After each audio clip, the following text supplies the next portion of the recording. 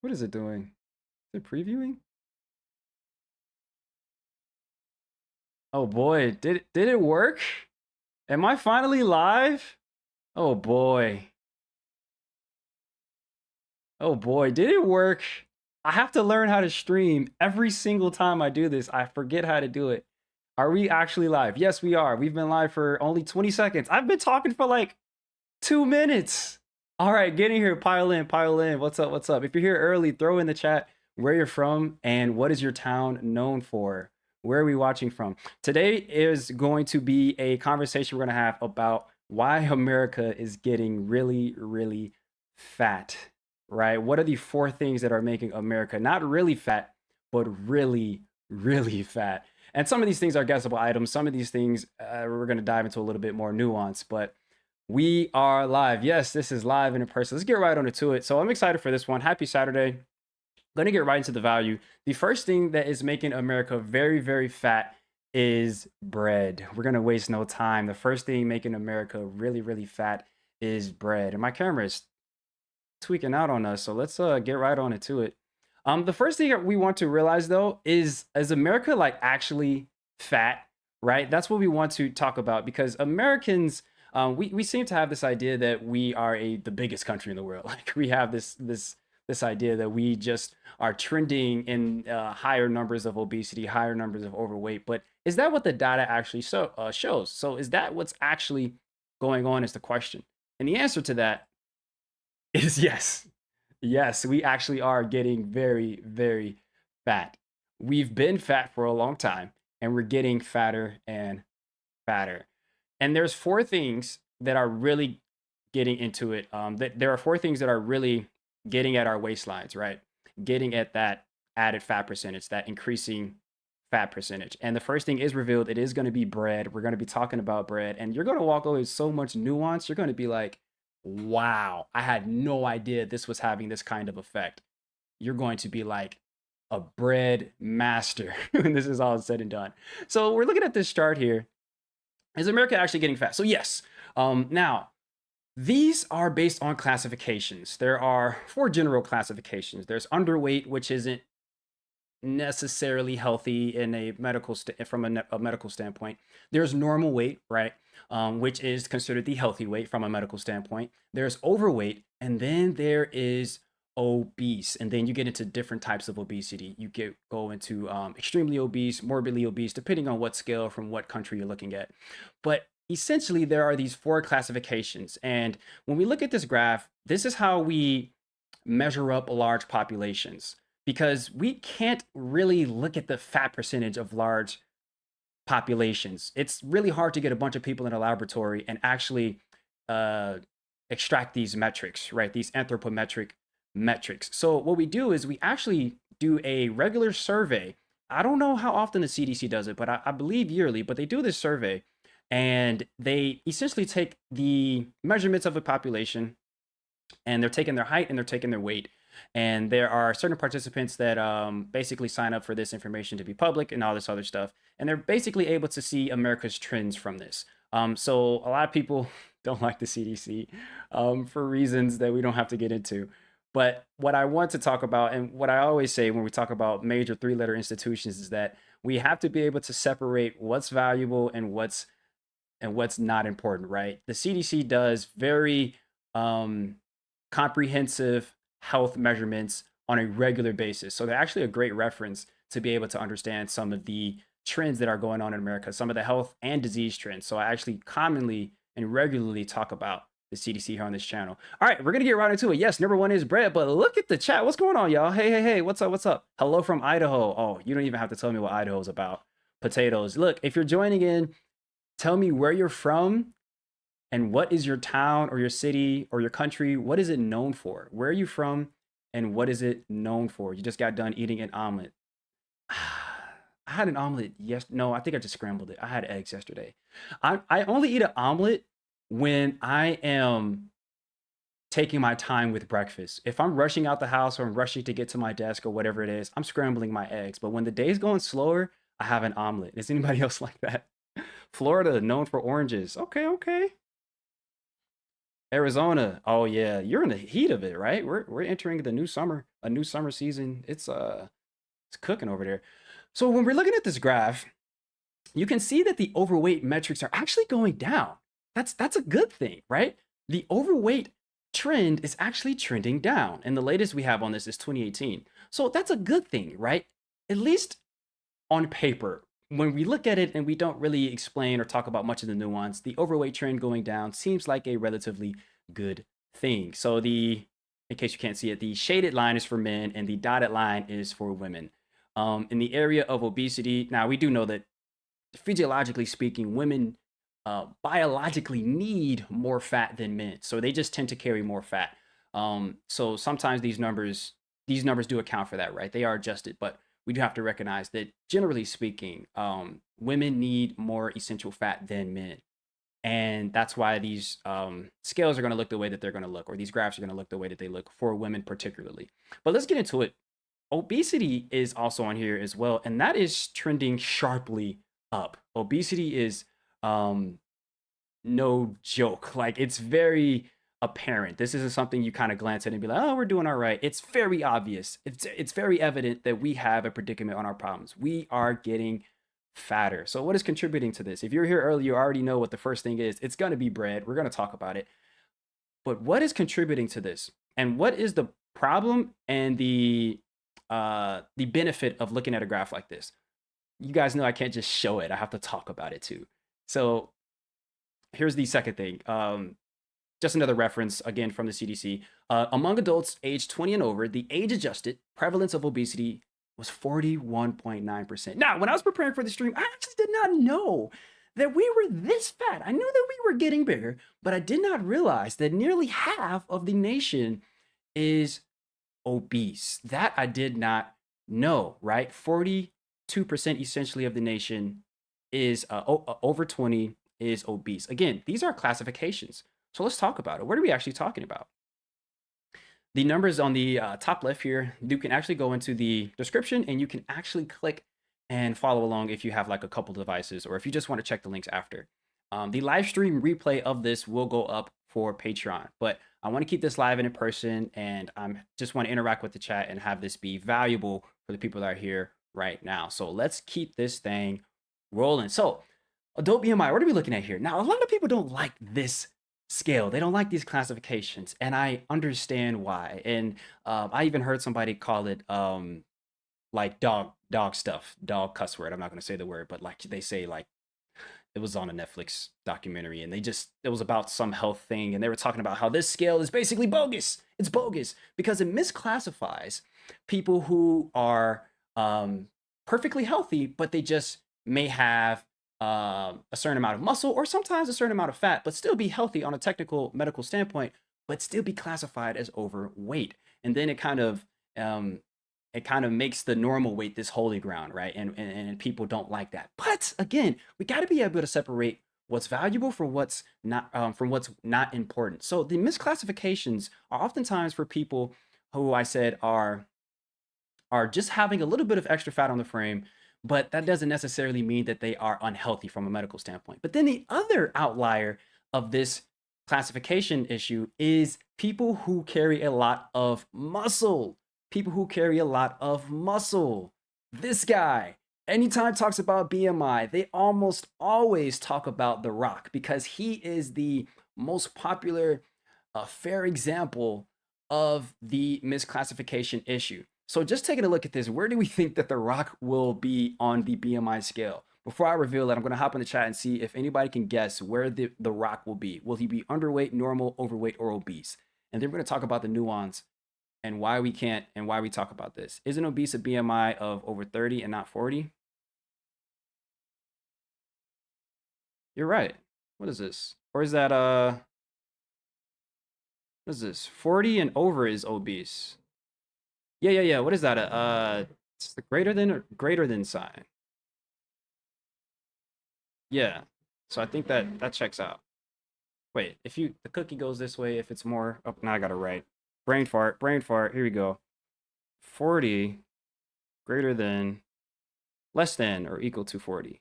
Okay, yeah. It's saying that if it's less than or equal to, help me out, chat. Is that Is that greater than or equal to? Oh, okay. No, you're right. You're right. Yeah, that's. I don't know if that's correct. 30. The correct number is 35. I didn't even catch that. I just took this for what it was. So the correct number is 35. I'm gonna switch this out real quick, but that's a good catch. Who caught that? John S. That's a good catch. The correct number is 35. Is when you start to get into obesity. Correct number is 35 is when you start to get into obesity. Here, let's switch that out real quick just to make this correct. Switch that out real quick. Yeah, because it goes 18.4, 18.5 to 25 essentially, or 24 normal, 25 to 30 is overweight, and then 30 to 35 is obesity. Right, let me see here. Where did this come from? The UK? My classification chart. Okay. Yeah, BMI of obesity is 30 or greater. Yeah. Okay. Yep, there we go. All right, let's just snag this off the internet real quick so we have something to reference. I could type it, but typing on this OBS, it's just so inefficient for people like me. That are so used to their editing program, they switch over to a whole different software. Okay, BMI scale. Let's put that in here. Boom. Ooh. Every time I stream, I have to learn how to do it. I have to relearn how to stream, but that's all right. We're chilling. We got a patient chat. People are piling in. What's up? What's up? What's up? Yeah, I was looking at it like, wait, no. Obese is, that's a great catch. That's a great catch. When I was throwing these slides together, I was like, they wouldn't mess up a BMI scale. No need to double check that, but no. Sometimes you got to double check. Okay, let's remove this. Boom, boom. All right, here we go. Let's just make this big. This is from the NIH. We trust them. But then I'm looking at it, 18.5, 24. Yep, 25, 29. BMI of 30 or greater. Yep, obesity. And then there's different types of obesity as you continue on. So The Rock is actually classified as overweight. The Rock is actually classified as overweight. Reason being is because of his extreme muscle mass. Now, there are a lot of people who are classified as overweight and don't necessarily need to be classified as overweight if we're talking about a healthy medical perspective, right?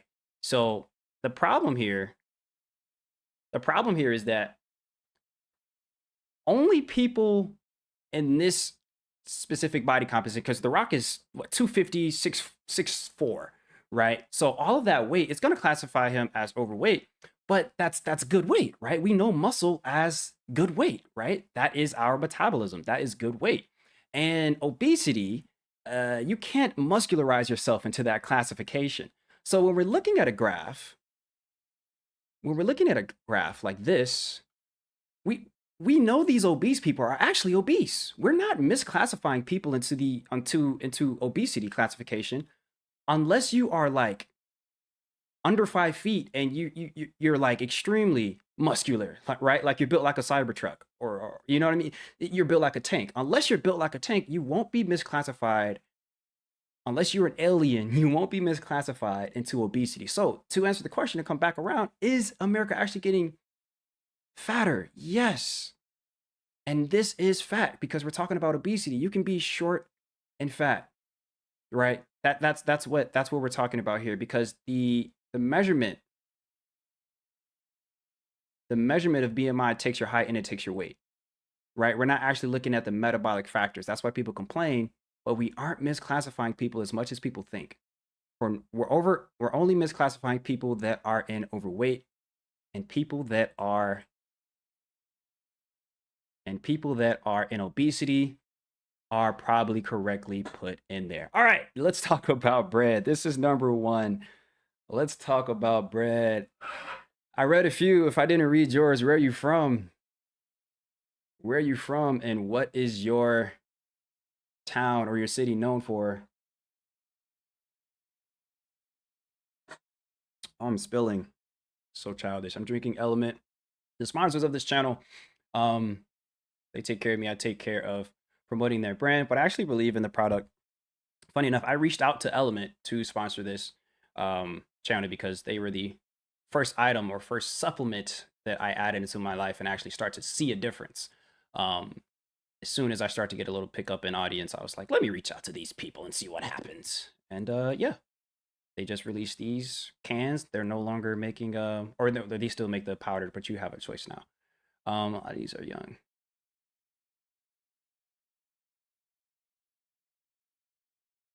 Yeah, our I don't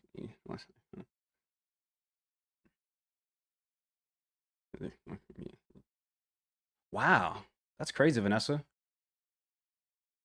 Wow, that's crazy. You even finally made appendix birth.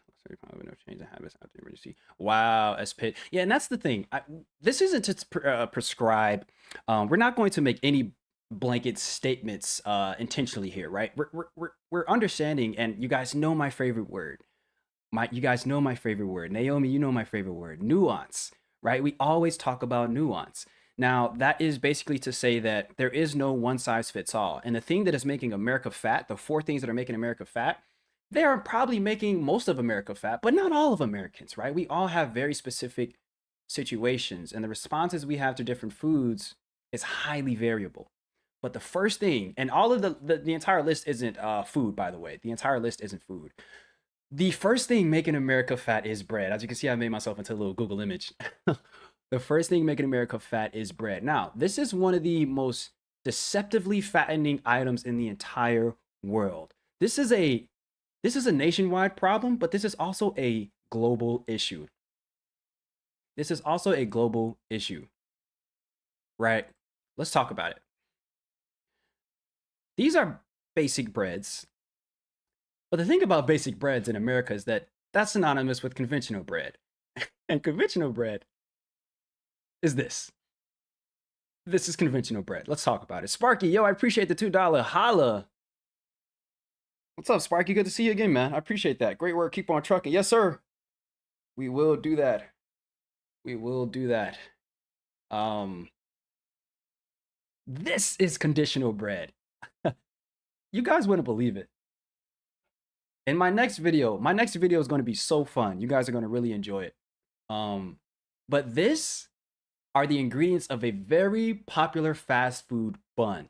This does not look much different than a bun or a slice of bread or a loaf of bread that you will buy at a store. This does not look much different than a loaf of bread that you will buy at a store.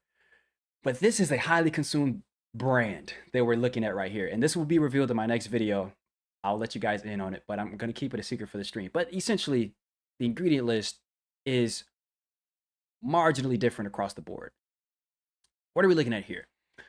Why is America getting fat? Well, we know one of the main fattening things of the nation is sugar. We know that, right? But if we look at this, uh-oh, here we go. I'm about to draw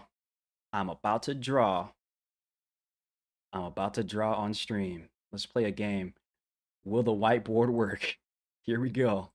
The glitchiest thing of OBS. Here it is. Let's see it. Glitchiest part of OBS. Will it work? Transition, boom, whiteboard. Okay, I think it will. I think we're in luck. Okay, awesome. So let's talk about it. So we know that sugar is making us fat. That makes sense, right? And we look at this ingredient list. We see sugar right here. Okay, awesome. So we just got a little sugar in this bread. Well, at a quick glance, yeah, we only have that sugar.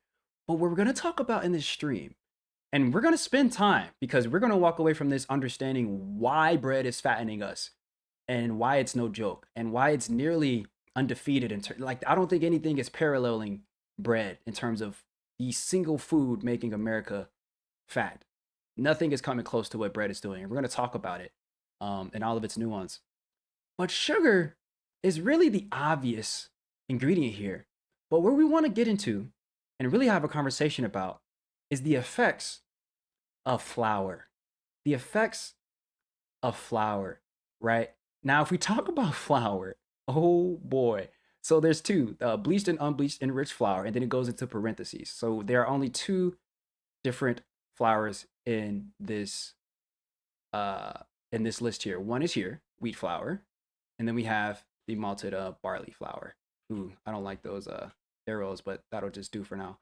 And then we move on. Let's see what else. We got some wheat gluten. We're not really talking about gluten in this stream, although it is quite the convoluted subject. We have more flour. And then we got some other ingredients. Oh boy, it's getting a little long, getting crazy. Oh, we got a little bit more flour. Uh-oh, what else we got? Oh, it keeps coming. We got some more flour. Oh boy, anybody see some else, some other flour? Ooh, here's a cool one. We got starch. We got starch. We're gonna talk about that as well in this stream. I'm gonna be completely transparent with you guys right now. I don't know if we're gonna be able to get through all four, because this is about to be a crazy deep dive into bread. Because I was putting this together and I was like, there's no way I get to all four on one stream. So I did title this part one, because likely we're gonna spend so much time talking about bread and its effects on America, and we're gonna make sure like it makes sense on a elementary level, right? Because it is really making that large of an impact. So it's worth spending the time for one Saturday for a couple minutes. But I don't know if we're gonna get to the other three, but they will be revealed. We'll definitely talk about all four of the things that is making America bigger and bigger. All right, let's get back to that ingredient list. Ready to go. Boom. Let's get back to that ingredient list. Now, let's see here. How's chat looking? What's up? What's up? What's up? What's up?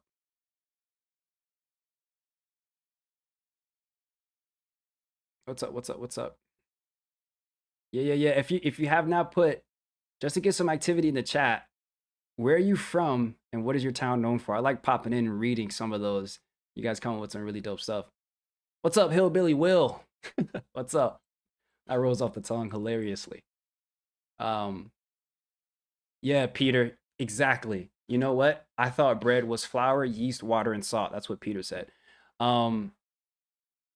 Yeah, that's what it takes to make bread. But to make conventional bread here in America, well, this is really, again, this is a worldwide global issue. But if you want to understand why we do the things that we do to food, you have to understand two or three concepts. Number one, you have to understand America wants a reliable product. That means that when we are manufacturing it, and by America, I mean the industry that makes the actual food, when we are manufacturing it, we want this to act relatively the same in all of its use cases, right? It's not good for the bottom line of big industrial companies to put out a product and have it have a high variable response in the actual market. It needs to be reliable. We need to know that we are making a product that will do or act a certain way in its usage. Secondly, we need to have a uniform product. This is easier because if you have a uniform product, this helps with recalling, for example. If something goes out and you know that it is the same as everything else that went out in a bad batch, you can easily recall it. So that helps to save a little bit money and save on being sued, perhaps legal fees and stuff like that. But also the uniformity just makes for great predictability. And that's really the bottom line of the industry. We want to have a predictable, reliable product. And then lastly, why we do the things that we do to food is because we want to have it be, we want it to last a long time on the shelf. We want to extend its shelf life. So a lot of times that comes with beating the brakes off of food by damaging it completely. But then it comes with a lot of things that we need to add in, right? Salt is a preservative, right? And then we use these oils that actually undergo the same exact principles of reliability. And then we include those as well for long shelf life. The best thing about buying organic is that you gotta eat it or it's gonna spoil. You know what I'm saying? Chicago, Kathy Ward, she says, Chicago, best known for no lab coat required. I'm gonna have to go outside to be known for that here in Chicago. Chicago's a big city. I need to go outside with the sign and spin on a corner and break dance to be known for no lab coat required. I really appreciate that, Kathy. Yes, I'm from Chicago. Did I share my name? I always get into this and don't say, like, I got to remember this is a growing community. I have to remind everybody, like, who I am. Hi, welcome to No Lab Coat Required. My name is Johnny Cole Dixon. And the whole goal of No Lab Code Required is really just to, and I'm learning my mission. It's developing as I go, but right now I've been really interested in bridging the gap between academia and its research and the public.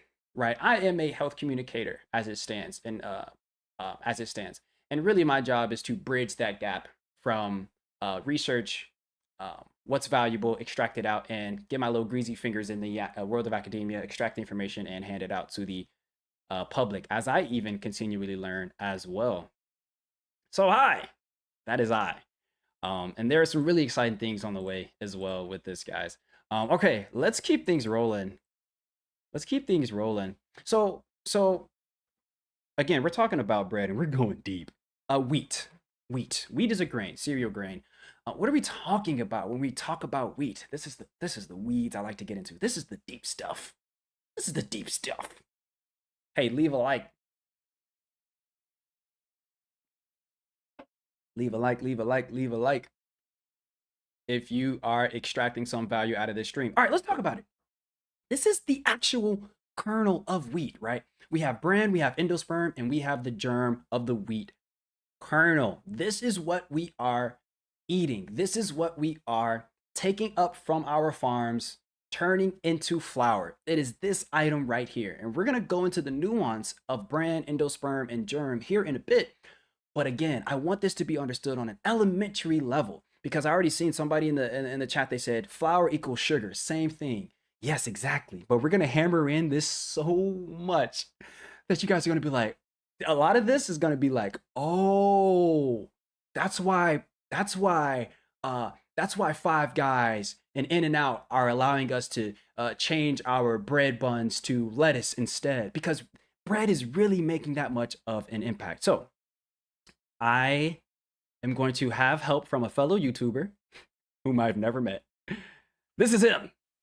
All right, time out. Whoa. Slow this down. Wait. Where are we at? Oh, shoot. Hey, everybody. Today I'm going to... This is Greg. Is that his YouTube channel? Greg. But this is he's going to explain it better than I am.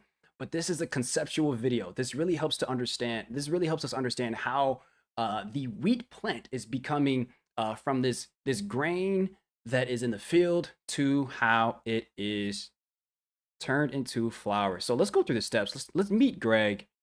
Let's talk about this process. Let's hear from Greg and talk about this process. Okay. Let me make sure I can monitor the audio as well so that we are in proper standing here. Give me one sec, guys. We're going to talk to Greg. And I love this video because it's so straightforward and so simple, and it really helps us connect the dots. Monitor Greg. Okay, I just want to hear the audio. Let's give this a test. Be patient with me, chat, as I test this. Ooh, he sounds great. That's perfect. All right, let's get into it. Let's start it over here from the top. Let's talk to Greg.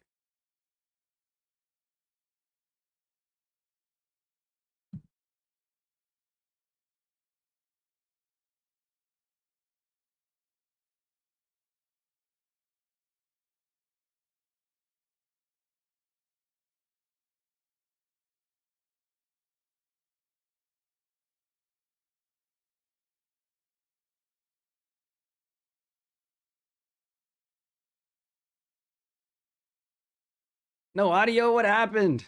What happened? Greg was just talking so much good stuff.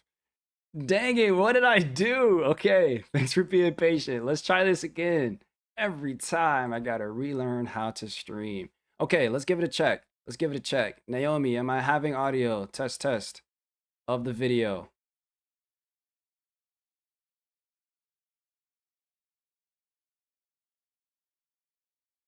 Pictures of this, but you've probably never seen a whole field of it. This is winter wheat, audio right now? Down the road from my house. Let me show you a picture.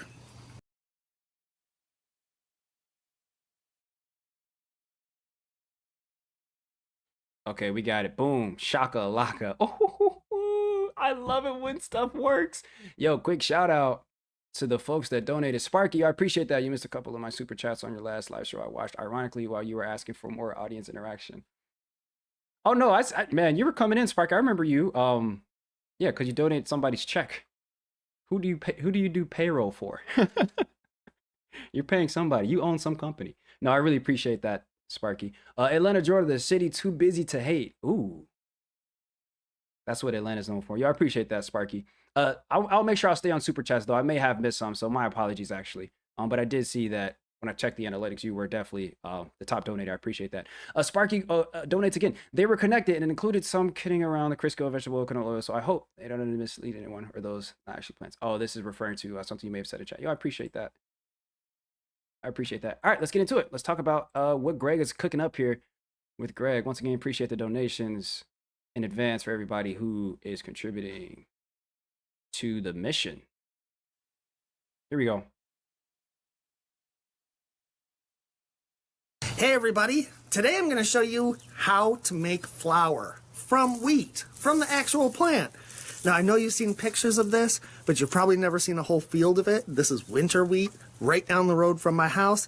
Let me show you a picture.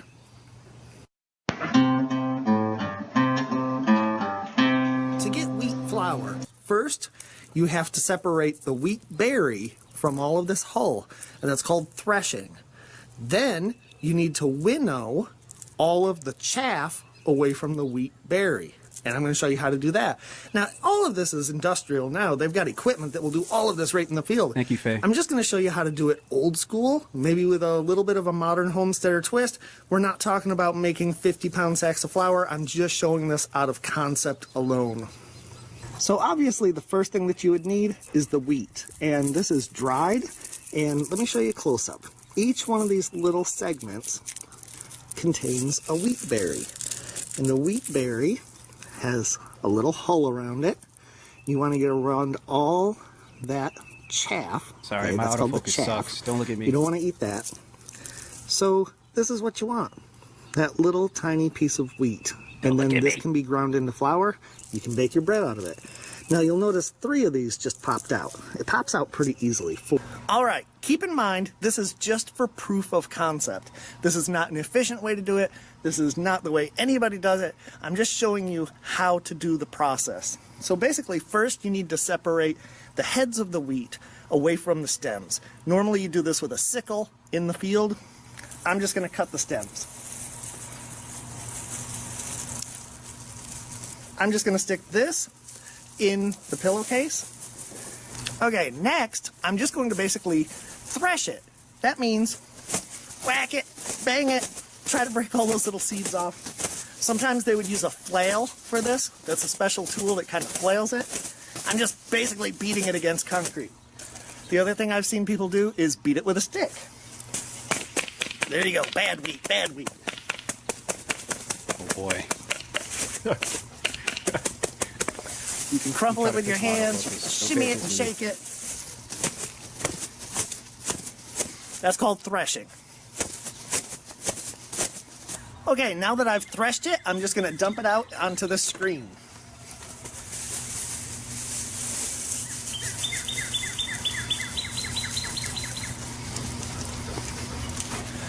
Here's the threshed wheat, and obviously we're going to throw all this out. But look at, we've got all this grain hidden in with all the chaff. But how are you going to separate that? We're going to do it by winnowing. What is winnowing?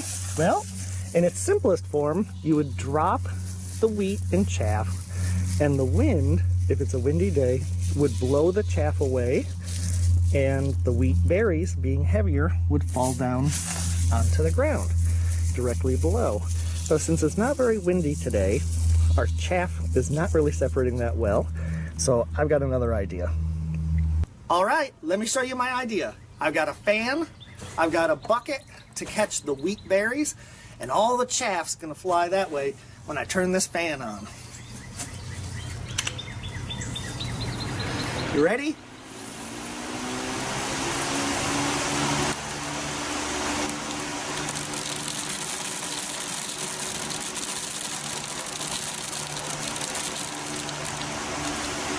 That was phase 1 of separating the wheat from the chaff. And it did a pretty good job. Now I'm going to run it through a second, maybe a third time, and just try to get rid of all this light chaff.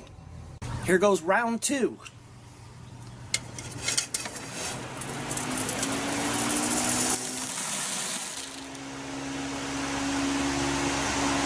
And this is what it looks like after the second exposure to wind.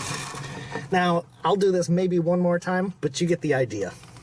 Here's the cleaned wheat berries, and now I'm going to put them through an old-fashioned grinder. And these are 2 millstones, and the flour will come out here as I grind it.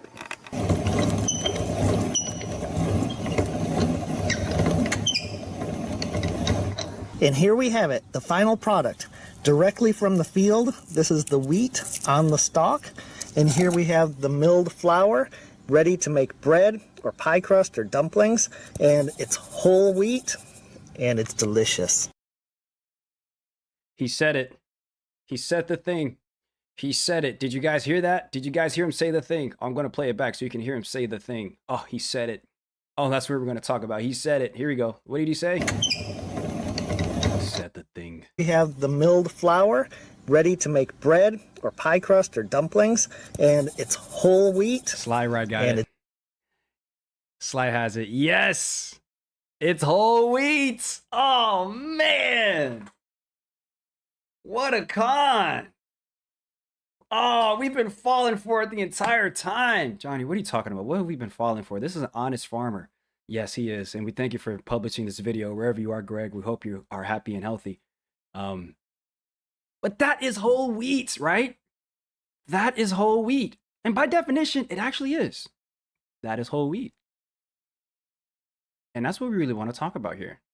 My autofocus probably did not fix itself, did it? Am I blurry? Doesn't matter. The value is what matters. The value is what matters. Persian, halfway yes. So yes, it's the whole grain, but not the chaff. The chaff isn't used for virtually anything other than probably animal feed for ruminants that eat grass. But we're going to get into the nuance, and that's why this is so important, because that's actually an excellent question.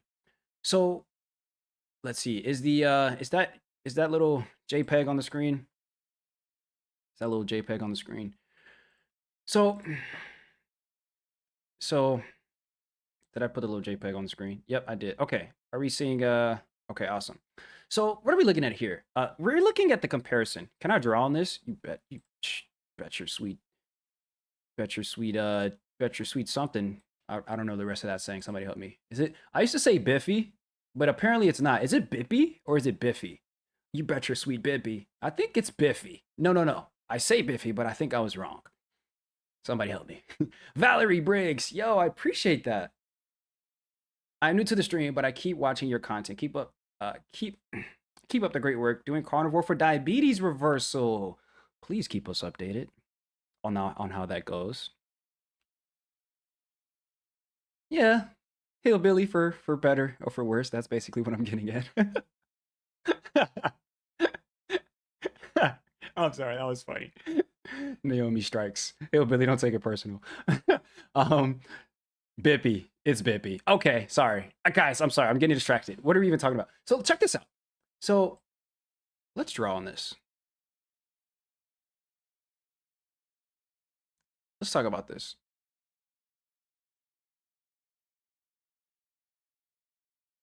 Let's talk about this.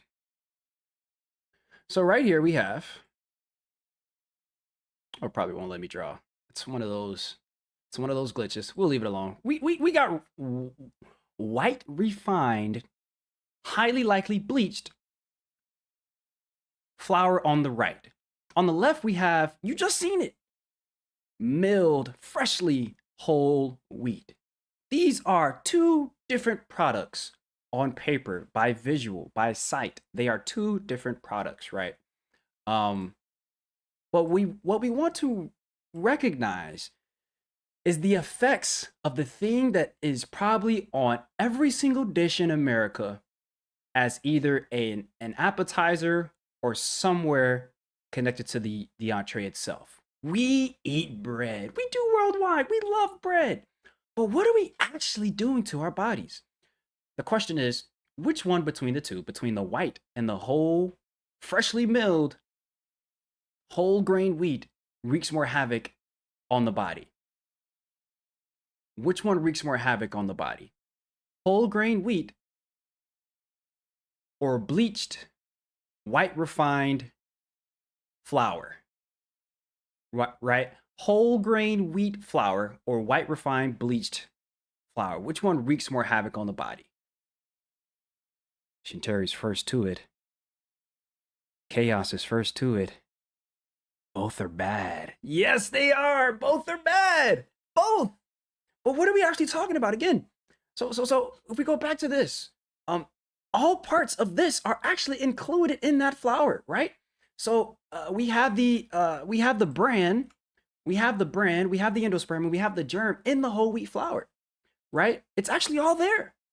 And you would think that because the fibrous part of the grain itself is in it, you would think that they would have a different plan of action, a different course of action on the body.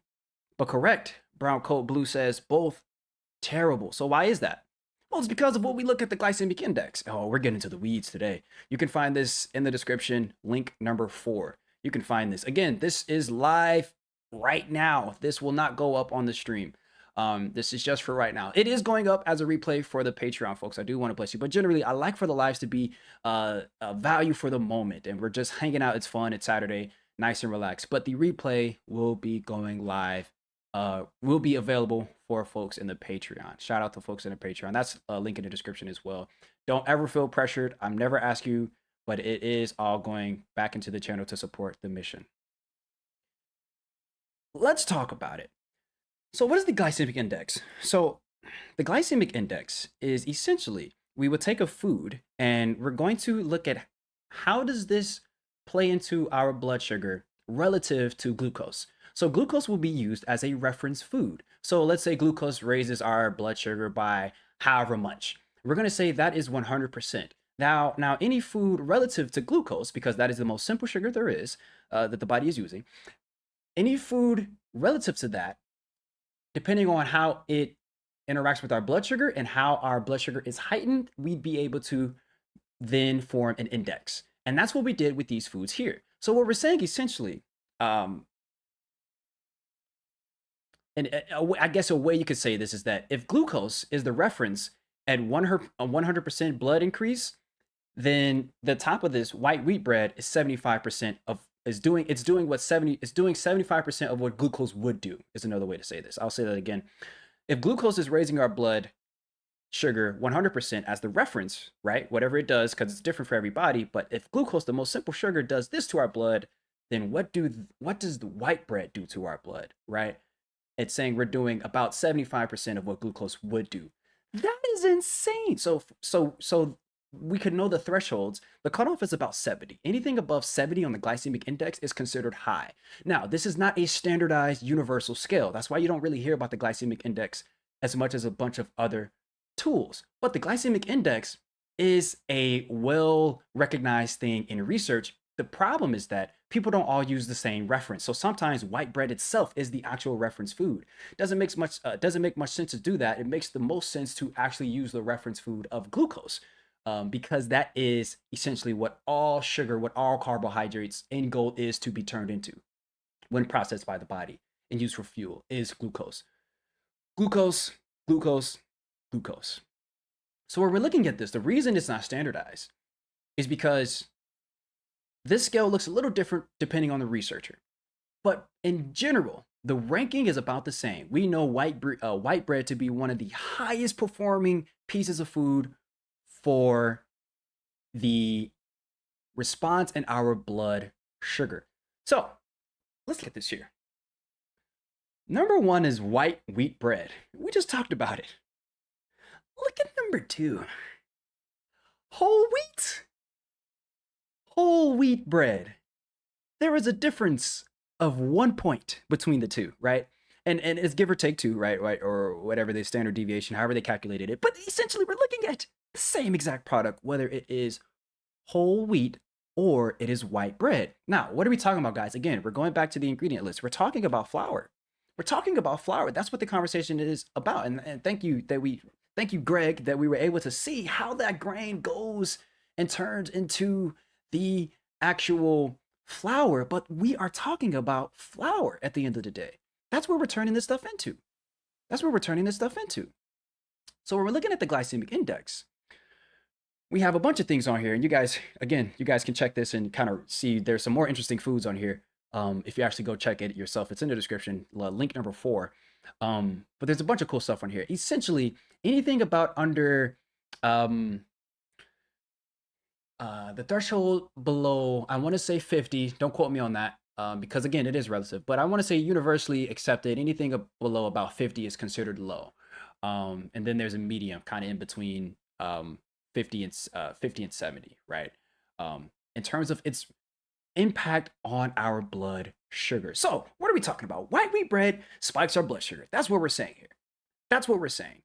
Now, when we consider whole wheat, the difference is that when we have whole wheat flour, all components of the original grain are present. And our food rules allow us to say no matter how refined or no matter to in what degree or percentage, as long as all 3 parts of this grain, the germ, the bran, and the endosperm, are present in the actual flour itself, we can call it whole wheat. So there's 2 problems with that. The first problem is fairly obvious. We can have very minimal amounts of bran and germ and a whole bunch of endosperm and still call it whole wheat. That's the first problem, because this isn't regulated. We can't regulate it. We're talking about itty bitty pieces of little flour. We can't regulate this. The second problem is, we already talked about it. Flour is going to be turned into sugar, no matter how we process it, whether it's whole wheat or it is refined white wheat. Now, there's nuance to this, as I always say. But let's talk about it. Let's talk about these 3 parts, because we said we were going to talk about these 3 parts. There's the bran, there's the germ, the endosperm. What do I want to start with? Let's start with the germ. The germ is simple. It's the embryo of the plant, right? This is what has the potential to grow into an entirely different grain plant, right? So we're looking at a seed. Grains are seeds at the end of the day, right? So what we're looking at here is the germ. This holds the most nutrients, if I'm not mistaken. This has the vitamins and the minerals, essentially. The endosperm is straight up what we call starch. Remember that word. It's straight up what we call starch. Starch is a carbohydrate. It's a little bit more complex than what we would consider a simple sugar. Complexity does not always matter, but just follow my words here. Remember, starch. The endosperm is mostly starch. What does endosperm do? Well, it provides energy. Carbohydrates provide energy, right? The endosperm is carbohydrate. Carbohydrates provide energy. It provides energy for this thing to grow. We need carbohydrates just as much as our plants need it. The things that we eat need what we need. Funny enough, makes sense, right? We have cells just like plants have cells. Interesting. Bran is the fibrous component of the plant. So somebody talked about chaff earlier. The chaff is what encases this entire thing, right? As you guys seen, Farmer Greg removed the chaff and all of those little pieces of grain and grass, because we're not interested in eating that. But this right here is all consumable. So the bran is the fibrous component. It's highly complex. When we eat fiber, we don't have the enzymes to break it down. That's a great thing, because what ends up happening, and you guys will realize a lot of what's on the screen are my notes, not for you to reference, because I have jail space, slow gut, bulk. What is he talking about? When fiber interacts, right, these are resistive to absorption. That's what fiber is. When it interacts with water, it starts to form this viscous, almost gel-like substance. And this is awesome because this starts to take up more space. And as it starts to take up more space, it has this impact on our blood sugar that puts sugar into the blood on almost an even and fair method, right? It's putting the sugar into the blood evenly and smoothly, right? When we eat table sugar, for example, if you could just imagine having a teaspoon of sugar, if we just eat that as is, that's going to jump into our blood and it's going to spike our blood sugar. It's nothing but carbohydrate, nothing but straight simple sugars.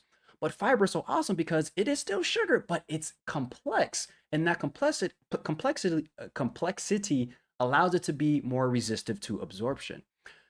So this slows the sugar input onto the blood, right? And it makes for a less violent blood sugar response. That's why fiber is so awesome. It kind of slows everything down.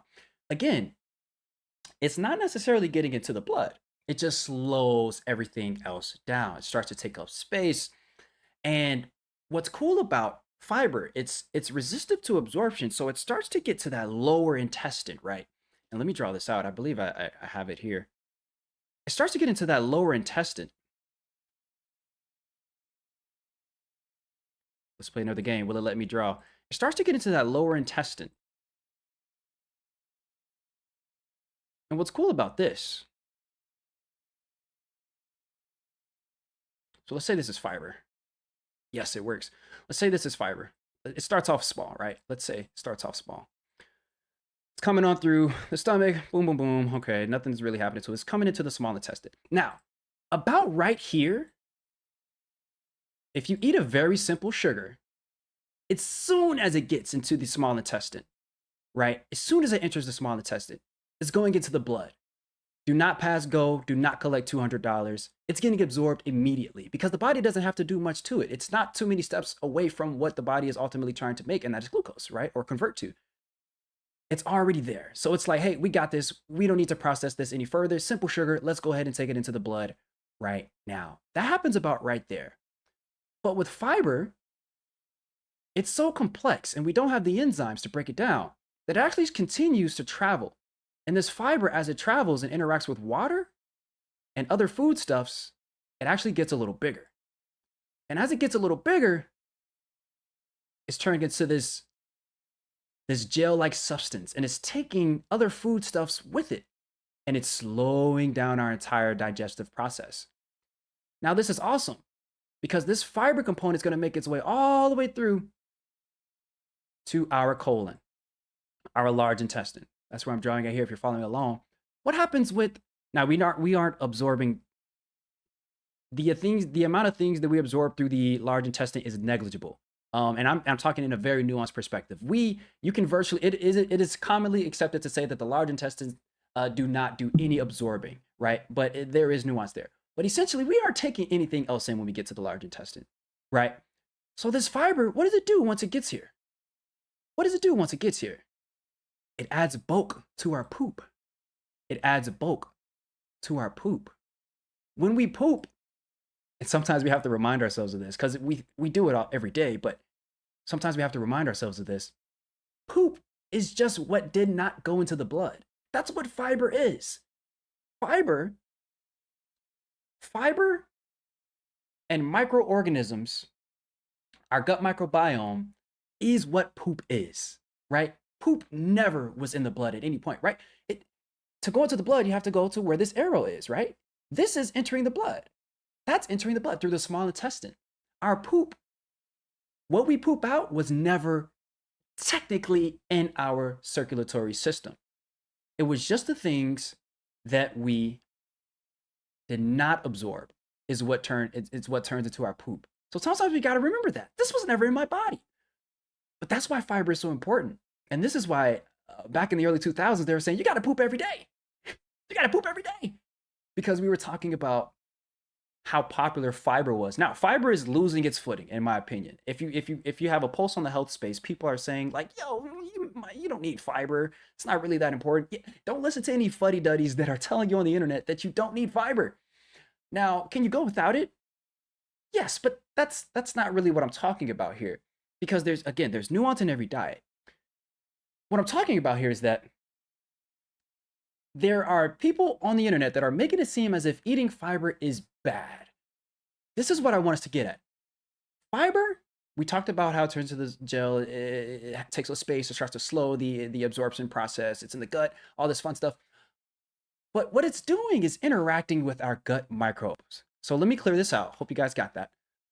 It's interacting with our gut microbiome. Where's our gut microbiome? Mostly largely intestine. Mostly largely intestine. That is where our gut microbiome is, right? Our gut friendlies that live in a symbiotic relationship with us. Most of those are in our symbiotic, or most of those are in our large intestine. So think about this. Think about this. If fiber is going through the body, it's not being absorbed here. If you're following along, it's not being absorbed here in the small intestine, right? Everything was absorbed through these small intestines. They were simple, right? Simple carbs, denatured proteins, some fats, right? They got absorbed. But fiber just keeps on going. And where does fiber get to? It gets to the interaction with our gut microbiome. So there is a need for fiber. It feeds our gut microbiome. Now, this has a bunch of benefits and all this wonderful stuff when you start talking about the effects of it. But this is why there is a conversation about fiber in the first place, right?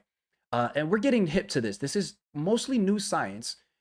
But the reason that you may have people on the internet saying, hey, don't eat fiber, it's not good for you, is because fiber does not act the same to everybody's gut microbiome. Our gut microbiomes are extremely diverse. The only people that have a gut microbiome that looks like yours are the people that you live with. Why? Because of the environment. And likely you guys have a very similar paralleled diet.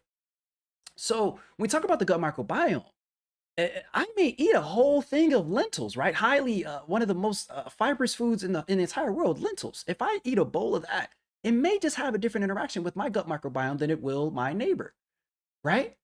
Now, that's why you have people who have these sensitivities and these issues with their gut when they consume high fiber. And that's why you may have some of the talking heads in these health spaces saying, hey, that's why fiber is not great for you. No, it's the dose determines the response. You can actually train your gut. It's one of the most entrainable things in the entire body. You can train your gut. This is the problem, that we get so excited with wanting to become healthy. Oh, I got you, Sparky. Let me get to you. Yes, sir, I got you. We get so excited with wanting to train. We get so excited with new health outcomes. We want to lose weight. We want to do this. We want to do that. Oh, we found out this is healthy. Oh, this does this. What? This is awesome. These supplements, all this good stuff. We get so excited that we do a lot at the start, right? We almost have this neuroticism about it. We get really into it, like, yeah. Like, you ever seen somebody excited to start their weight loss journey and they're about to start going to the gym and they're like, I am going 6.5 days a week. You're not stopping me. I'm on fire. And then by like week 3, you're like, what happened? They're like, life, right? We just get really excited. But we have to understand that these things are trained habits. And this goes for the gut as well. If you go from a gut that is used to getting a certain food, minimal amounts of fiber, perhaps, and then one day you're just like, whoa, fiber has this impact on my body. This is incredible. And then you just start loading on fiber. A or B, how do you think your body's going to respond? A, it's going to respond very happily, excited to have all of that fiber. Everything's going to be perfect, normal, and awesome. Or B, which is probably the correct answer, it's not going to really be a fun journey. It's going to be a bumpy road because you just introduced what your body is not used to. Our body is extremely adaptable. And that's an awesome thing. But we have to understand that these things have to be done slowly, right? These are entrainable actions. Mark that, Naomi. All right, let's talk. I seen some donations come in. Thank you so much. Yo, Sparky, I appreciate it showing up again. Sparky, you missed another of my super chats. Naomi says you don't like super chats since they know the flow of your show. All right, I'm getting in the way. Should I stop? Listen, I don't catch all the super chats because I have 2 screens in my face. But I will openly say this. I want to get better at recognizing who is directly funding and supporting the stream. So I am sorry ahead of time for people who I may have missed, and sorry retrospectively for people that I have already missed. But I know, Spark, you have been contributing. I'm not going to tell you to stop or to continue. It's completely up to you. But I do want to get better with making sure I see what's coming into the chat. So thank you so much, Sparky. And your input has been great. You're not just like throwing money. You're saying some valid things. And then David, I appreciate that. David. Thank you for the 10 spot. That's awesome. Oh, Sparky, thanks for the 10. I think there was 5 before, but thank you, guys. Yeah, and guys, so when we talk about fiber, right? This is just this is why I knew I would not be able to get to the other 3 today, right? This is why I knew we're gonna have to come back to this subject matter because there are other things that are making us very fat. There just are. But I think bread is one of the most impactful things when it comes to our weight. So let's continue talking. Why?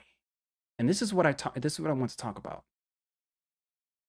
Why does why does flour act just like... Hey everybody, today I'm going to show you... Greg cut me off. Sorry. Greg, listen, we're going to have a chat. Maybe throw off my trainer. I don't even remember what I was saying. Greg, you're hilarious.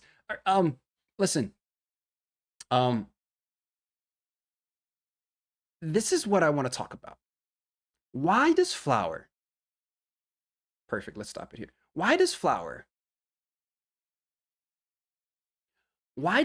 act like sugar in the body? Oh, this is so awesome. I'm so excited for this.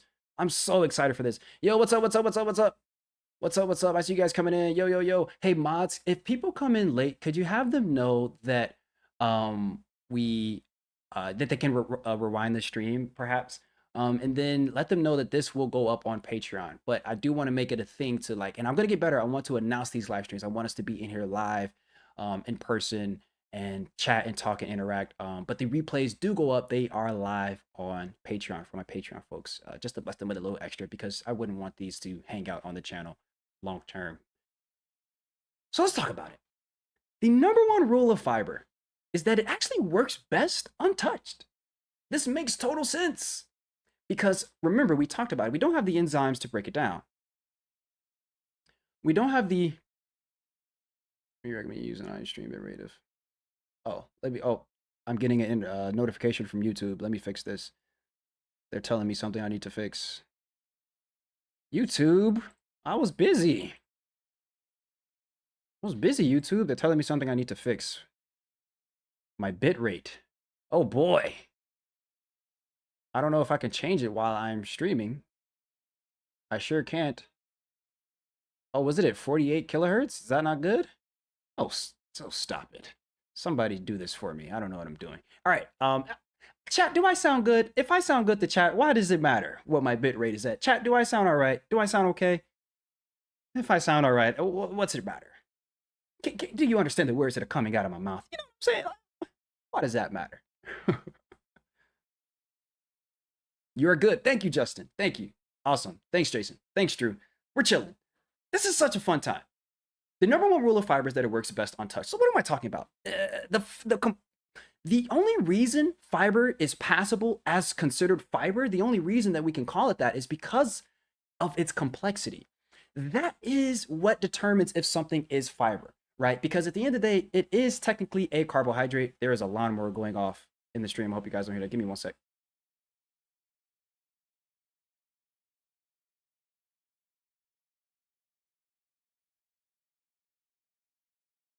Saturday is grass cutting day around here.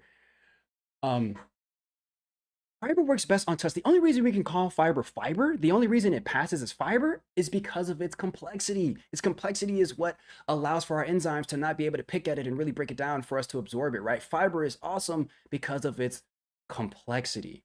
It cannot operate without its complexity, right? It cannot operate without its complexity. It can't be what we just seen go through the GI tract without its complexity. Again, these notes here are for me, not for you guys mainly, because I got orange juice on there. People are probably like, what is he talking about? What's the orange juice got to do with this? The reason that they say that orange juice is basically soda with a few vitamins is because of the fiber that we have stripped. I seen somebody in chat say that I eat a lot of fruit, it has a lot of fiber.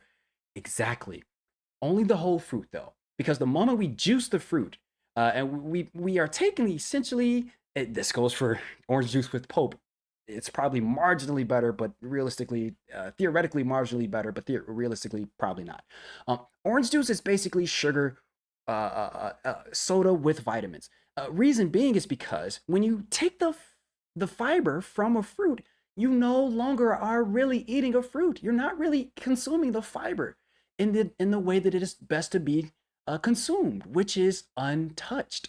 So if I sit here on stream right now, if I had an orange, if I just start peeling it and I start knocking back the orange slices, that's gonna have an entirely different effect on my body than if I just cracked open a cold glass, poured a cold glass of orange juice. It's gonna be two completely different effects, right? It's gonna be two completely different effects. They're resistive to absorption. That's what makes fiber fiber. So when we're looking at bran, when we look at the whole wheat flour, that's on the left, guys. The whole wheat flour is on the left. Now we can call that whole grain flour, whole wheat, because technically all three pieces of the kernel that we looked at are present. Bran is technically in that, but is bran acting as fiber in that? No, it can't. Why? Because we stripped it of its complexity. We grounded it up and we highly refined it to the point of it no longer being complex. And here's the thing we got to understand, because flour is still a carbohydrate. Carbohydrates can only do what carbohydrates do. They can't go into the body and act like fat. They cannot go in the body and act like protein. So if fiber is still technically a carbohydrate, but it's only fiber when it has its complexity, and we can't really absorb it when it's that complex, what happens when we strip it of its complexity? Well, it probably is no longer fiber. It probably is getting absorbed, and it's probably having the same impact as a simple sugar, as a very straightforward, simple sugar, right? Because its complexity is gone, right? That's like if I gave you a bag of loose keyboard keys and I was like, hey, I need you to write me a 10-page paper. Would you please? You're going to be like, what? You gave me a bag of loose keyboard keys, right? Those pieces do not work if the keyboard is not whole. You need a whole item. Well, in the same fashion, this works with fiber as well. It only works as a whole item. Fiber pieces is no longer fiber. It's just little pieces, right? We can't expect the fibrous effects if it no longer has its fibrous characteristics. Mark that, Naomi. Flour is a cheap disguise. Flour is a cheap disguise of sugar, right? Chat's going crazy. What's up? How do I say your name? PHRAYD. Frayed. What's up? What's up, Frayed? This is flour, right? A cheap disguise. I'm flour right now. Okay, now I'm sugar. What? I'm flour right now. Okay, now I'm sugar. It's a cheap disguise. It's the same thing in the body. Molecularly speaking, the actual impact in our blood, it's the same exact thing. It's the same exact thing. Because at the end of the day, a carbohydrate can only do what a carbohydrate can do. It can't do what a protein or a fat could do. Mark that, Naomi. And that is really what I wanted to get at here. That is why when we look at the glycemic index of carbohydrates, this is why white bread is 1 point different than wheat bread. Essentially, they perform the same exact thing, the same exact action in the body. They spike our blood sugar, right? This is why, because we stripped it of its fiber. Yes, it's still technically present, so we can label it on our bread as whole wheat grain. But guys, brown bread is the same exact thing as white bread, if I have not made that clear enough. It's the same exact thing if we're talking about its impact on the body. So that's how this translates to real life. We are no longer being tricked by the scam that is whole wheat bread. It's not a legitimate thing. It doesn't actually mean that the bread is different. Its color is different, sure, because it has the brand in it. That's awesome. But it is the same exact thing in terms of its impact on the body. Yeah. Yeah, it's bad. Where's this there? Oh, virus. Lord Dissident. Yeah, you put it in a nicer, not a grinder, but and you put it in a what? Is my city boy showing? You put it in a what? is this a kitchen item? I don't know. Lord Dissident. But oranges are much better whole. You need the fibers, not just the juice, right? Right. And we're not saying like, yo, you can't have juice. Juice is, no, we're not saying that, but we have to understand that it's totally different when it's stripped of its fiber. We have to understand that making the change from white bread to wheat bread is not a health choice. It's not a health benefit. We have to understand that going to organic apple juice after drinking conventional apple juice does not change a thing. Right? These aren't making us healthier. These aren't healthy alternatives, I should say, right? And that's where the industry and the market has been wrapping us around its little money finger.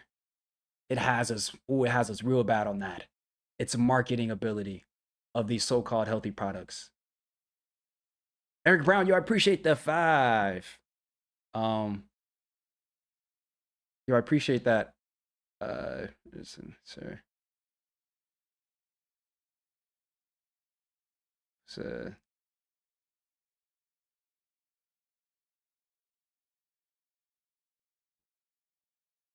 oh yeah. Eric Brown, yeah, I appreciate it. He says, if grinding the flour takes away complexity, how is chewing not doing the same thing? Oh, this is such a good question. Okay. Okay. I'm so excited to answer this question because I'm going to talk about the body. So yes. Okay, Eric Brown. He says, let me read the question. Let me calm down. Somebody calm down in the chat. Johnny, calm down in the chat. If grinding the flour takes away complexity, how is chewing not doing the same thing? Is it just the extent to which it's broken down? Your intuitive brain already told you the answer. So the answer to this question is actually in the question. You just said it. Yes, to answer it. It is the extent to which we break it down. Here's the thing we have to understand about all foods that are there are whole foods that are even refined and processed foods. This is what they all come with. They come with what we call a complexity, a food complex. This is a mixture of food stuff, nutrients and non-nutrients that essentially make up the dynamic of the food itself, right? This plays into how the food is digested, what it does when it hits our stomach acid, what it does when it hits our small intestine, and what it does if it makes it to our large intestine. What does it do, right? It all depends on the food complex. So fiber itself, we already talked about this, is complex, but I'm really talking about on a molecular level. The food complex is essentially the umbrella of all foods that we consume. So when we put an apple in our mouth and we take a bite of an apple, the reason this is different than apple juice is because apple juice, we stripped it of its fiber, but fiber in the body, when we bite an apple, is actually meant to be chewed. It's actually meant to be processed with saliva and then interacting with stomach acid and then in the small intestine. And it is actually so resistive to absorption that this actually helps us in the processes that we talked about earlier about it expanding, becoming this kind of viscous gel substance. The reason it's different is because fiber is actually meant to be chewed. Because think about it. This is the best way I could put it. Carrot cake versus an actual carrot. Carrot cake is a far derivative from an actual carrot. But a carrot, think about how many chomps it takes just to chew it, right? That is normal because in order to swallow a carrot, it takes a lot of chomps. That is because of the nature of the fiber of the actual carrot, right? We are supposed to be chewing it to a degree to where it's like we are the people that break the fiber down, not the people that process our food. The body is supposed to process the fiber itself. This does so much for our body. Why does it matter that I chew a carrot, Johnny? Why does it matter? Because once this carrot actually gets to my small intestine, what this does is it ensures that I am not delivering an influx of a high amount of sugar, right? So fibrous components of a vegetable, they matter because we process it. And I hope that answers the question. We are designed to process it, not the people who process our food, right? Our body is actually supposed to try and expend resources, send out the digestive troops, if you will. It's supposed to actually send out those items to fiber, and it's supposed to try to take fiber down, right? I'm thinking about I can't remember what movie this is from, but this is a common Hollywood scene. There's a super strong guy, and he's like walking, and everybody's trying to take him down. They're like grabbing at his legs, they're grabbing at his arms, they're trying to pull him down. Like, we can't defeat him, and he just keeps walking, he's stepping, and he's walking, he's stepping, and everybody's just trying to take him down. That is what fiber is doing in our GI tract. It keeps traveling as we throw these resources at it, and this is normal because this actually helps the delivery of blood sugar, right? That is one of the most important functions, and we're going to talk about why that's important, but it helps with the delivery of even keel, fair blood sugar responses. So that is why eating the actual food is much different than when it is processed. So let me parallel that. I'm beating the brakes off this question, but let me parallel that to when we process the food. So if we take a carrot and we turn it into carrot juice, okay, it no longer has the fiber. What changes? Well, we no longer have to chew it, so we lose that aspect. Once it gets to the small intestine, our digestive troops no longer have to attack it. They don't have to do much. They're just like, oh, that's going straight to the blood, right? We need our body to actually go through the process of breaking food down in order to remain healthy. These are embedded processes in the body, and these are our default responses to intaking food. When you strip the body of what it's supposed to do naturally and how it's supposed to respond to food naturally, you run into problems. What are the problems that we run into? Let's talk about it. Let's talk about it. We run into these problems. This is why. Awesome. Thank you, Teresa. You guys have to understand. I am a teacher at heart, so I love getting questions. I know I'm going to get a bunch in this, but I'm sorry I can't catch them all. But I'm a teacher at heart, so I love answering questions. I like it when people have the little aha moment, because I seek the aha moment all day long. I spend so much time reading research, and it isn't fun until I have an aha moment. So I want you guys to ask me questions, and if I don't know, I don't know. But when I know them, when I could get you to that aha moment, it's like, yes. So awesome. Thank you. I'm glad that clicked with you, Teresa. So this is why these are the steps. Carbs act as carbs, right? Carbs can only act as carbs. We went over this. Carbs can't be protein. Carbs can't be lipids. They can only do what carbs do in the body, and we talked about what they do. Essentially, they want to break down into glucose, right? They want to break down into glucose because glucose is fuel. Glucose is what the body runs on, right? Glucose isn't energy. It's the fuel for energy, right? America runs on Dunkin', your body runs on glucose. You need the glucose, right? It is the fuel. So what happens when we have our meals and we eat bread, white or wheat bread? They spike our blood sugar. They spike our blood sugar. Now, spiking just sounds violent. It doesn't sound fun. Is it really that bad? Yes, it actually is. So what's so bad about it? So carbohydrates, doesn't matter the amount.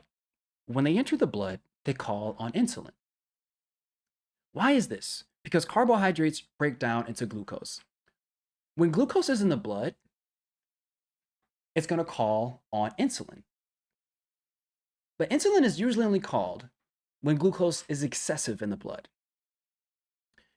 Insulin, we may know it, some of us may know it as the fat storing hormone, right?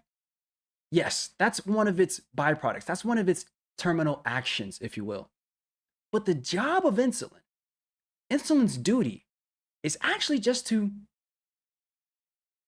help us have a balanced blood sugar, right? Glucagon is to raise our blood sugar. Insulin is to do the opposite, lower our blood sugar. How does it do that? What's insulin's action? Well, it gives it to cells. It gives it to cells for storage. These can be our liver cells, our muscle cells, or our adipose tissue, our fat cells. That's where liver brings glucose to be stored up. So that's awesome, right? That's great news. But what happens when we spike our blood sugar and insulin is called and it's being yelled at, right? It's not just called like, yo, insulin, yo, do something with this sugar for me. No, it's like, yo, insulin, insulin, insulin, yo, we're having a donut, insulin, yo, handle this. Yo, we're having a big old plate of spaghetti, insulin, come get it. Right? You ever had somebody call your name over and over and over? Eventually you get a little annoyed, like, okay, I'm about to ignore you. That's what insulin resistance is. It just builds up our cells that respond to insulin. They build up this resistance because insulin is being called over and over and over and over excessively, and sometimes very loudly. It's just like if you wanted to cut your vegetables with a knife. If you had a dull knife trying to cut your vegetables, just as if you have to, you know how you have to apply a little bit more pressure, things are more dangerous.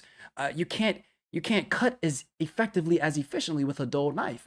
Well, the same thing is kind of taking place if you talk about insulin resistance. It's acting as a dull knife because what we end up doing is have to send out more insulin to compensate for the insensitivity of our responding cells. So what am I saying? I'm saying that it's dull. We have to compensate for that, right? Insulin can't do its job as effectively normally when we're in this state of high blood sugar, right? Hyperglycemia, right? It leads to hyperinsulinemia, right? That means that we have a high amount of insulin. With this high amount of insulin, our responding cells that need it for storage listen a lot less. And because it listens a lot less, insulin has to yell a lot louder. And now we are talking about metabolic soup. It gets ugly. We're talking about the recipe for type 2 diabetes, right? So just as you have to work harder to cut your vegetables with a dull knife, insulin has to work harder to get our cells to respond. And when you have to work harder with that dull knife, it's more dangerous. You might end up cutting yourself. Insulin, when it is being called upon over and over and over, it is more dangerous. We might end up injuring ourselves. That's the difference between spiking our blood sugar and having fiber come along and help out on the journey. There's no difference between the wheat and the white bread. Sparky, $10. Whoa, thank you. Grains were the drugs which enabled large civilizations before grain farming. Humans were hunter-gatherer tribes of up to 50 people. Are our bodies still getting used to consuming grains? This is a great question. This has to do with micro slash macro evolution, but more so micro because grains were introduced, I read last 10,000 years ago, but don't quote me on that. In terms of the advent of farming, right? So they kind of came along together. Farming and grain mass production kind of came along in the same time in history. And you guys can Google that real quick just to see for sure. But essentially, we weren't always eating grains in the amount that we are. And if we want to talk about a little bit more recent in history, our grandparents certainly were eating the grains that we're eating, right? They just weren't. Our wheat is totally different. Our wheat is bastardized. It is biogenetically modified. So that isn't all wheat, but most of our grains, I should say. What is this for? To yield. It's to yield more product. A more reliable, what I say the goal of the industry is to yield a more reliable, predictable, uniform product. That's always the goal, right? That's the goal. So that is what insulin that is, or not what insulin, that is what the difference is between us, our wheat and our grandparents' wheat.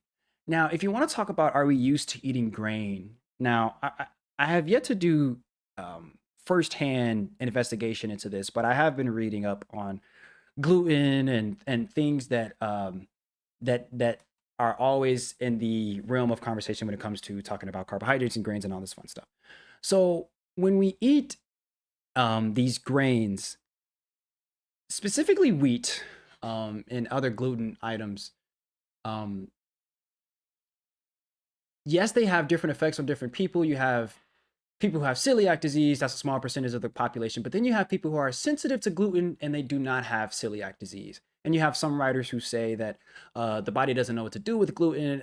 I swear I want to make a whole video on this because it is quite the interesting topic. But you have some writers who say, I don't know, the body doesn't know what to do with gluten. But when we talk about gluten, we're talking about gliadin, right? This is a protein. We're talking about gliadin. Gliadin has the body to respond with producing what we call zonulin, right? What are these words? What? I never heard of zonulin. Zonulin has this, it's a permeability regulator. What is that? In our intestines, our intestines are built to absorb food. So that means our cells have to have these junctions essentially, right? We have to be able to interact with food in a way to bring it into the blood. So zonulin is one of the regulators of this. What do? They widen up these junctions. They essentially create these small little gaps. And with these small little gaps, with the effect of gliadin coming from gluten, we can start to have these impacts of foodstuffs getting into the blood unprocessed. These can be parts of the grain or whatever we're having along with the meal, right? And we're talking about gut inflammation. We're talking about IBS. We're talking about the permeability of our GI tract, right? That's what we're talking about. So again, I have yet to do any like deep investigative research on that myself, but that is one of the effects of the newer grain that we have that we weren't eating 10,000 years ago. And then another thing we want to talk about is sprouting our grains. Again, this is something I want to look a little bit more into, so I'm not going to make any recommendations. But on paper, at least in theory, sprouted grains are different than what we typically have if you just walk into any restaurant, any grocery store, and you look at the bread aisle. All of those breads are coming from 8 out of 10, 8.5, 9 out of 10 of those breads are coming from a industry standardized practice of conventional processing. And that is stripping the bread of its fiber, adding in some sugar, adding in some oil. Because who here has baked their own bread? If you've ever baked your own bread, you know that that thing ain't lasting that much long on your counter. The industry doesn't want that. That's going to waste money. You know what I mean? That's going to waste money. So we have to have it last a little bit longer. How do we do that? We strip it of its natural organic components. And then we make a uniform product. Yep, we bleach it too. Yep. And that's how that works. Sparky, 5. Thank you. Are you insinuating that marketing would dare to mislead the public and apple a day keeps the doctor away? They wouldn't dare. Why would marketing ever mislead the public? Never. Why would the industry ever try to lead us astray? That's not its goal. Why would it do that? Silly. So what can we do? I'm going to be honest with you. Again, listen, this is taking more digging. If you guys have any options, I will actually want you guys to share that in the chat now. But what can we do? Your best bet is to make your own bread, probably with some alternative flours. Again, I'm still learning a little bit more about sprouted whole grains. But almond flour, coconut flour, right? Coconut is a fruit. Almond is a nut, a tree nut. Almond is it has carbohydrates, it has protein, but it's mostly a fatty food. It's mostly a fatty food. So when we talk about the molecular structure, remember we said carbs can only do what carbs do in the body. So if we have a mostly fatty food, what can that do in the body, relatively speaking, right? It's going to have a different impact. That's why almond flour is probably straight up just healthier for our blood sugar response than wheat or white flour, right? It's probably going to have a better impact. Now, coconut flour, it's a fruit. Sometimes it's a sweeter fruit.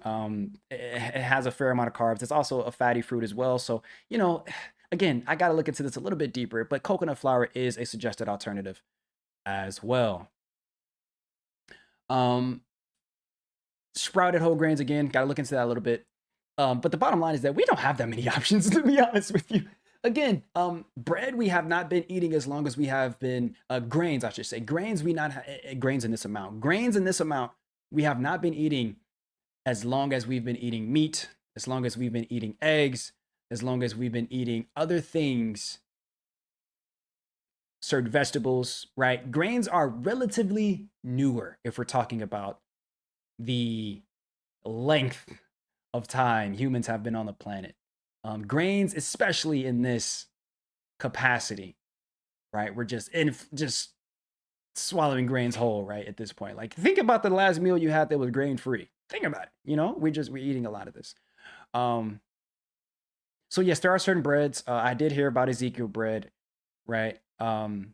Again, these are some things we're gonna have to experiment with. When it comes to the bread conversation, it's like we have to experiment because it is one of those conversations that will discourage the heck out of you, but also empower you to act, hopefully. But 9 times out of oh, let me show you guys the bread that I have. Let me go get my bread. I'll be right back. Let me show you guys my bread.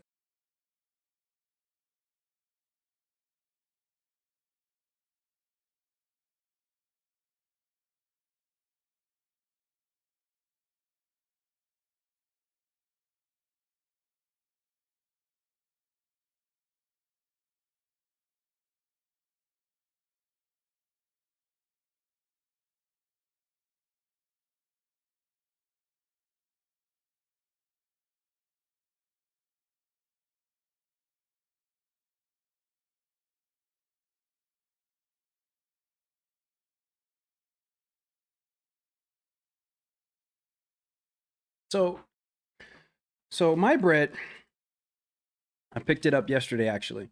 It actually recommends to it actually tells me that I have a bread machine, but I haven't tried it with the alternative flours. Yeah, give it a shot. And it depends.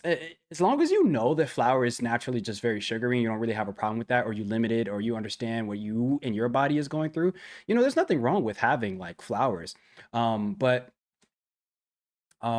give it a shot and just see how you feel. How do you like it? How's the taste? And there's so much nuance with baking, and I know some of the bakers in here definitely know because I tried to bake my own bread, and I probably have pictures somewhere. But I've definitely baked my own bread before, and it's a trial and error kind of thing. It's an experimentation process. So, can my ingredients show? Here we go. Cheap camera. Oh boy. Oh brother. So, I got this bread from Aldi. Got this bread from Aldi. You can see that the first ingredient is not flour like on most breads, but it says sprouted wheat. Now, again, I have to look into this, guys. Forgive me, but I have not really looked into it to see if they are actually using flour or are they using, because it says organic sprouted wheat berries. So my idea is that are they milling the entire grain but not making flour? Like, is it more whole? So I just don't know exactly how they make sprouted breads that don't start off with flour. Okay, camera, hello, I'm actually a human. You want to prove it? Like, focus please. Hello, camera. Camera. uh there we go. Lord have mercy. But yeah, this is sprouted. I'll show you guys the brand. Simply Nature. I never tried it before, but I got it yesterday. Um, Again, we just don't get that many options. We just don't get that many options, unfortunately. Um, so yeah, we can certainly limit it. Limiting it is your best option, or baking your own. And again, baking your own is already probably 30 times healthier than going out and getting the conventional bread, because camera, hello, camera, work with me. Going out and baking, probably, and getting starting from your scratch, starting from your own ingredients. Camera's pieced out. Yeah, okay. Listen, when the money makes sense, and this is when I say like all the donations go back into the stream and stuff. I just upgrade stuff, so I'm gonna get a live stream camera that actually can keep up with focus. That thing is like $700, so we're gonna work on getting that in due time. But yeah, like um, I do want to get a better camera. But yeah, when it comes to the bread, we don't have that many options, and your baking of bread is probably going to be probably 1,000 times better than what you would get in a conventional store, because you're going without the added sugar, unless you want to add a little, you know what I'm saying. And then you're going without the oil. You're going without the enrichment, which is basically them adding vitamins, minerals, or whatever. Um, you guys know why they enrich bread, right? You guys know why they have the vitamins and all that stuff as some of the first ingredients. Because we beat the brakes so much off the bread that if we didn't add those back in, it'd eventually be like us eating edible paper, completely void of nutrients if we did not add those things back in. That is why when you look on the bag of bread and you look at the ingredient list, you see them adding these things, these vitamins and minerals back in, right? That's why. Um, okay, Lord Dissident says, don't grind the barley. You can use the whole grain and it will be perfect. That's exactly what I'm talking about. That's going to make quite the difference. That's exactly what I'm talking about. Okay, so all grains don't have to necessarily be grinded or milled into a flour to bake. That's the connection I'm trying to have. My city boy is showing, so I have more learning to do. Maybe I just go visit a farm. Maybe I go visit a farm. Um, does eating only uncooked or barley cooked fibrous vegetables like in California long term cause an increase in GI cancers? GI meaning gastrointestinal cancers. Steve Jobs had an extreme diet and got pancreatic cancer, for instance. I'm not much of a fan of extreme diets in any regard because they tend to be highly exclusive and they are void of a slew of nutrients usually, and they're probably based on the wrong reasons. um it really depends on the diet, obviously, but if we're talking about, let's see, cooked fibrous vegetables like in California, um there's nothing wrong with cooking our vegetables. And this is why this is such an important conversation. Thank you, Sparky, for this, and that's awesome. And then thank you for that question. This is why this conversation is so important. Um, Vegetables plain, a cooked carrot is going to act a little bit different than a plain uncooked carrot. Some foods, I can't think of any off the top of my head right now, but some foods actually do a little bit better when we cook them in the body. Some foods do a little better when we cook them and then sit them out for a little bit. Some foods do a little better fermented. Some foods do a little better raw. So I would not recommend somebody go on a whole just raw vegetable diet just to increase your fiber. Again, like we talked about it earlier, this is all about how we train our body, right? What we start off with, and how we can get our body used to certain things, right? Our bodies are highly adaptable. But if we're talking about, like, I'll give you an example. Rice is a great example. Rice does something different than when you cook it and then you take it out and you eat it hot immediately, versus you cook it, you take it out, you let it sit for 20-30 minutes, and then you eat it after. It does something different to the body, right? It's interesting how food operates, the dynamics we talk about. It's interesting. We go on about this all day. Yeah, legumes, James, I hear you on that. Highly fibrous, right? But again, a whole plate of beans is all right. Hey, all right. You already know what I'm about to say. Hey, tell your roommates, you know what I'm saying, stay away for about 45 minutes. You know what I'm saying? So yes, that is awesome. Hey guys, I hope you guys enjoyed the stream. The Patreon does go up. The Patreon is up, and the replays do go up for the Patreon. So if you want to access this, sign up for the Patreon. But I'm not trying to I don't want to have this be exclusive information. So the best parts do get out, but they get out on shorts. So be watching out for my shorts vertical video as well. So the value, to make sure people still get it, they are coming out on shorts. So the value is going to be put out for everybody to see. Just if you just want the long uncut versions, they're going to go up on Patreon. But the value that I give are going to go up in my shorts. So I hope that makes sense. But I want to be able to bless the Patreon people. And I want these streams to be something that's live. I'm going to start to schedule them. I want these to be an in-person gathering. And I want this to be a community builder for the actual moment. So these won't live alive on the channel. Plus the videos won't stop. They're going to be coming at the clip they've been coming at. And that's when we really have a lot of fun with the editing and all the fun stuff. But guys, Purple Hearts in the chat, thank you so much for joining. Purple hearts, purple hearts, purple hearts. Your shorts, what color are they? Why was I about to actually answer that question as if it was a serious question? I'm keeping my eye on you, James. Try not to die. Try not to die all. Oh, Lord Dissident, thank you. Thank you for the sound advice. Purple hearts in the chat, guys. Purple hearts in the chat. Lucky Fives, peace out. Appreciate you. Peace out, peace out. Peace out, peace out. Yes, sir. Yes, we do, Carrie. You got it. Oh, there's so much more to come. James, that's not a heart. That's just the word purple, James. I'm on to you. Peace out, peace out, peace out. Aliyah, Shinseri, Durik, Persian. Hey, I appreciate the participation in the chats, guys. Later. Peace out, brown coat. Take care, take care. Hey guys, enjoy the rest of your Saturday. I'm gonna get about your way.